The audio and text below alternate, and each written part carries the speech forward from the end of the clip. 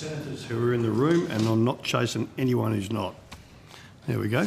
Fair enough. Okay, welcome, Ms Spence. Okay, do you wish to make a very brief opening statement? No. Fantastic, thank you very much. Questions, Senator McKenzie? Thank you so much. Thank you, Casa. I'd like to ask about the coroner's findings following the inquest into the death of Matt Farrell. Coroner Laurie was highly critical of both RAOS and CASA. Can you confirm whether CASA has formally responded to the findings? Senator, no, we've got 3 months to respond to the findings, but in terms of the 3 recommendations, the 3 recommendations, 2 of them we've essentially addressed through engagement with RAOs over the last few months, and the third one was around a review that they're suggesting, so we're just working through what that actually looks like in practice. But I'm happy to get Andreas Marcellia to give you more information about what we've done around our oversight of RAOs, if that's helpful. Yes, Senator. I would like to understand the response with RAOs, given the coroner found that they'd engaged in the illegal withholding of information and had deficiency in its management of licensing.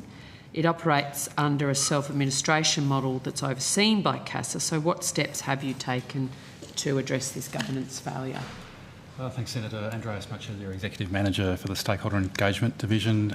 That includes the oversight of sports aviation bodies. Senator, there wasn't any finding of illegal withholding, as I'd understood it. There was some suggestions that information wasn't shared with CASA that perhaps could have been, but the assessment at the time was, well, let me put it this way, there was no obligation to share the information that the coroner suggested should have been. That was too... Why did the coroner think it should have been shared? Senator, can I just clarify, are you talking about information that should have been shared with the coroner or information that should have been shared with CASA? Because I think... I'm just suggesting that the coroner found that they withheld information that they should have actually released and had deficiencies in their management of the licensing situation. So I want to understand what CASA's done with RAOs in responding to those governance failure, and have you conducted any internal reviews or audits to determine whether your oversight of RAOs is adequate? Thanks, Senator. I'm happy to run you through that. So we provide oversight of all the self-administering organisations. Yep. Part of that includes regular surveillance. So we've had a number of routine kind of audit and surveillance events of RAOs. When findings were identified, they were promptly acquitted. Following the information that came to light during the coronial inquest, we conducted some response surveillance and went in and specifically looked at the way that RAOs issues pilot licences and assesses competencies, and we were satisfied with that. So the most of the criticisms that the coroner made were around the conduct of the coronial inquest rather than RAOs' interaction with CASA or our oversight of CASA. Our oversight of RAOs.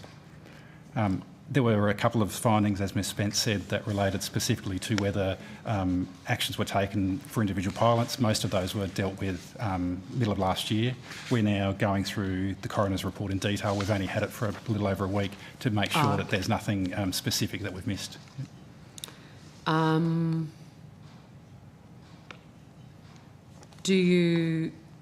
you going to do a more formal review of self-administration arrangements? So with respect to RAOs, like I say, we're going through the detail. We do have an audit scheduled of the general oversight of sports bodies and self-administering organisations. So our Board Audit Committee, our Board Audit and Risk Committee has a regular program of independent audits and assurance audits, and as it happens, there's an audit commencing around the 149, which is the self-administering scheme, over the next month or so, which is looking at generally how does CASA acquit itself of oversight responsibilities for those organisations. And Senator, what we will be doing is reviewing the feedback, the findings from the coroner, and making sure that the scope of that internal audit does address any issues that come to light. Do you have full confidence in RAOS's ability to conduct proper oversight of its members, given the concerns raised in the inquest? Yes, Senator. And given that CASA's Executive Manager of Regulatory Oversight, Mr Matt Bertel, was formerly the CEO of RAOS, what steps have you taken to ensure that there are no conflicts of interest or perceived conflicts of interest in how this matter is being handled? So we... where do I start? So in relation to Mr Bertel, we did give, well, I gave a lot of consideration to the information that had been provided as the coronial was progressing, and as whether it was actually appropriate for him to stay in his role. I'm extremely conscious of the fact that nothing has actually been proven. There have been allegations, and there'll now be a process which has been referred to the Victorian DPP. In order to ensure that, and I wouldn't describe it as a conflict of interest, I'd describe it more in making sure that the regulatory decisions that CASA makes are above question. So while we're waiting for the Victorian DPP to review the issues or refer to the Victorian Police to review the issues, Mr Bertel doesn't take any regulatory decisions. They are either managed at the appropriate delegation level within the organisation, or if someone more senior needs to make them, then I'm making them. And Mr Bertel is responsible just for the financial and staffing matters around the management of the Regulatory Oversight Division. So what conversations have or discussions... Oh, sorry, Senator, can I just add? Yep. And he has nothing to do with the work that CASA does in terms of the oversight of RAOs. Okay, good. Yep. What discussions have you had with RAOs regarding potential reforms following the coroner's findings? As Mr Marcellia said, we've only just received the coroner's report, and while we had some visibility of issues that might be raised, we are working our way through that. And so there's been no discussions with RAOs? Not in terms of reforms, no, but we have been working with them just to make sure that we could have the necessary level of assurance that they're doing the job that they're required to do under the And so legislation. can you commit to this committee that CASA will conduct an independent review of the oversight of RAOs? Yes, Senator, Yeah. that's what Mr Marcellia referred to. Yeah, because that was a standard review. Yeah. No, that is actually done by someone independent of CASA. We have but something we're going to do. It was going to begin next month. But as I said, undertook that will be independent of CASA staff. It's actually done by an independent auditor. Appreciate that. But will you specifically go to this issue in what seems like a regular review process for yourself? Yes, Senator, that's what I was saying. We will look at what the coroner has said and see if the scope that we'd already discussed for that audit needs to be amended to address any of the issues that have come through the coroner's report. Thank you. Thanks, Chair. Okay. Some questions. Sure. Senator Canavan. Brief ones. Look, I just have some questions about applications for an air operator's certificate. I've just been contacted by someone where it seems to have taken a long time. Do you have KPIs or targets for how long it should take to assess an application for an AOC? Senator, it's a great question. It's something that we've been working on a lot over the last 18 months or so. We've now got it for our Client Services Centre for approvals for individuals, and we're hoping to publish, hopefully by the end of this week, if not early next week, the first sort of round of our service level standards and how we're tracking against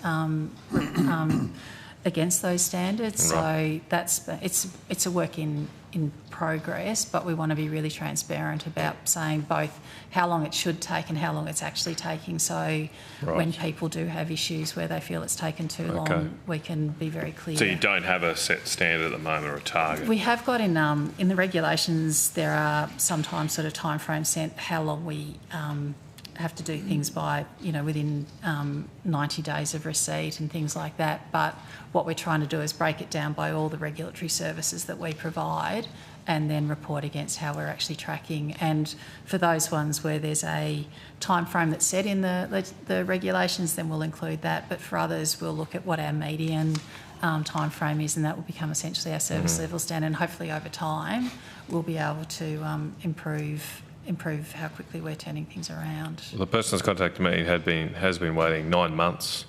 Now, to be fair, there was some apparent discussion, I think about 6 months ago, about presumably the conditions or some such of the approval.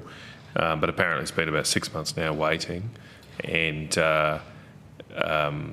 I suppose the more concerning thing, and this is obviously just what I've been told, I'm not going to go into the specific person here, but I might be interested to catch up later if we can, that they have tried to email or make contact and discuss, the situation and haven't had any luck.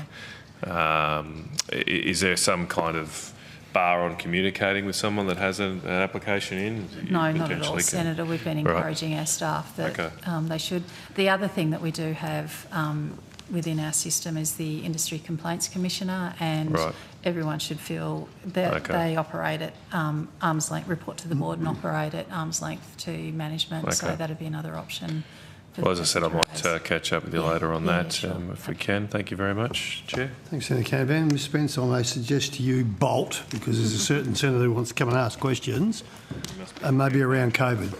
So I'm giving you a free pass. Get out of here. Thank you, Senator.